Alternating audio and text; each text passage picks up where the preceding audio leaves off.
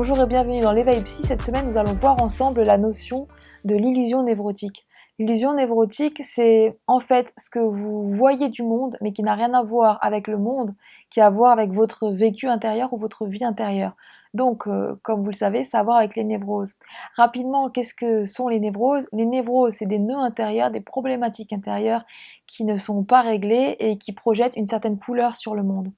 Alors pour repérer votre illusion névrotique, essayez d'imaginer que dans les moments où vous êtes en train de voir le monde en noir ou voir certaines personnes en noir ou imaginer le pire là où rien ne se passe, eh bien c'est comme si entre vous et le monde, vous aviez une grande toile de peinture blanche et que vous étiez en train de projeter sur cette grande toile de peinture blanche une couleur qui n'a rien à voir avec le factuel et qui a à voir avec votre vie intérieure, et bien souvent votre vie intérieure en souffrance ou votre vie intérieure qui n'a pas encore été réglé ou guéri par rapport à ce que vous avez vécu.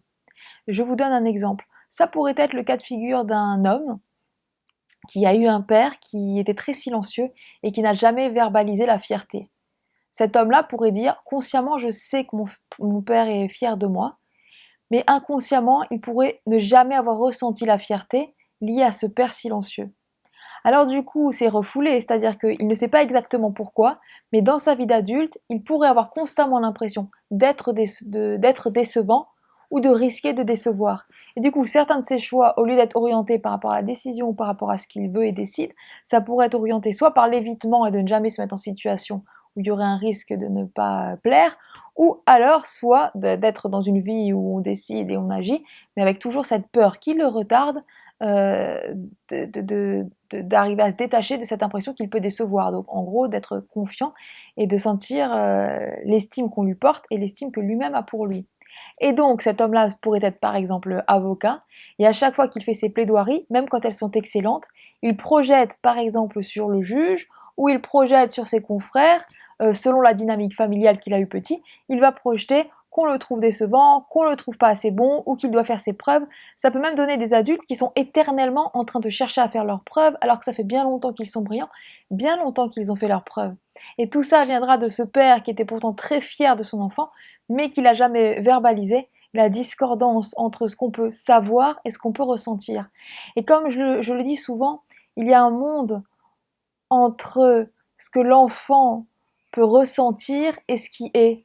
Souvent, l'enfant va analyser les, les, les, les, le- les moments où ses parents ne sont pas là comme de l'abandon, les décès comme de l'abandon, un regard comme du rejet. Et c'est mille et une petits moments de la vie, mille et un petits souvenirs qui finalement définissent ou nourrissent le fleuve de la névrose et qui vont donner à l'âge adulte ce genre d'océan. Et ce qui est très important, c'est donc, comme je le dis, toujours de se connaître, de s'analyser et de savoir précisément où sont vos failles, qu'est-ce qui s'est passé, et de creuser dans la réalité intérieure de la perception que ça vous a donné, et du coup d'avoir accès à la réalité extérieure et d'être très lucide. Et là où je voulais en venir, c'est que l'enfant, quand il se pose des questions et qu'on ne lui répond pas, il se donne lui-même les réponses. Et finalement, c'est aussi le cas de l'adolescent et de l'adulte. Quand on est en train de vivre le monde dans la souffrance et qu'on n'arrive pas à trouver en soi de quoi se répondre, et bien finalement, si personne à l'extérieur ne vient vous donner une autre couleur ou un autre fil, on tourne en rond et on tourne en rond dans le chaos, dans les tempêtes, dans les répétitions, les perceptions névrotiques, et on n'arrive plus à accéder à la réalité telle qu'elle est. Mais pour construire votre vie, vous avez besoin d'accéder à cette réalité telle qu'elle est. Donc un des premiers points par rapport aux illusions névrotiques, c'est déjà de savoir ce que c'est, que ça existe, et que potentiellement, quand ça vous arrive de voir le monde de cette manière-là, eh bien vous êtes en train de regarder votre toile avec une couleur intérieure liée à vos souffrances ou vos traumas, ou une structuration où il y a eu par exemple des complexitudes du côté de l'affectif, mais absolument pas le monde tel qu'il est. Parce que pour cet homme qui serait avocat et qui se sentirait toujours dans la peur de décevoir, concrètement, il ne devrait pas donner à qui que ce soit le pouvoir de le regarder ou de le juger. Mais pourtant, il sera en train de projeter quelque chose dans sa vie d'adulte qui a à voir avec la relation paternelle non réglée.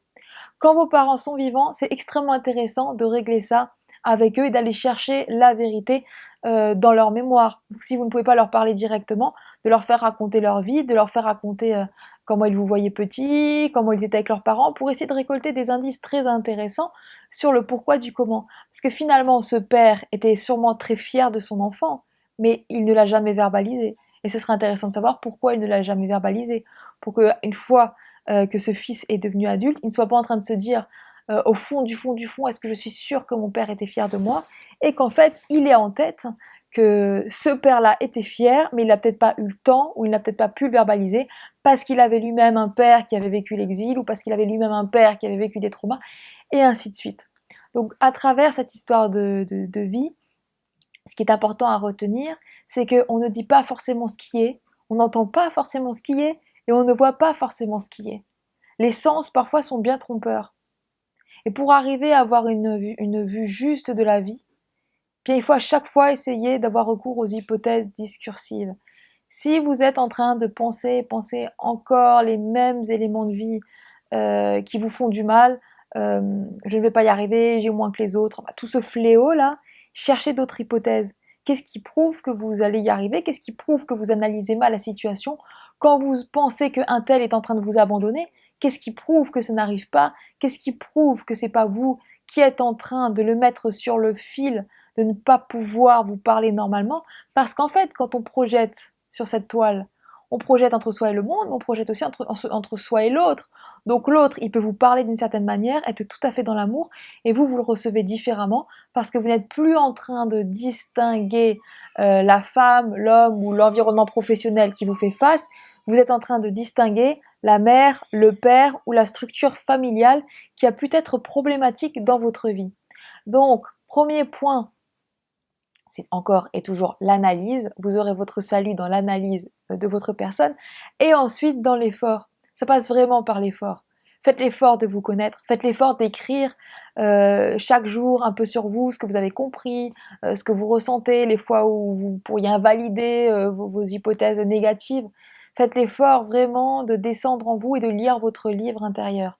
Plus on connaît ce livre intérieur, moins on est constamment soumis à la plume, au stylo de l'autre, qui lui-même peut être plein de névroses. Donc c'est très important de s'analyser, de chercher à se comprendre et d'être dans l'effort d'une perception juste.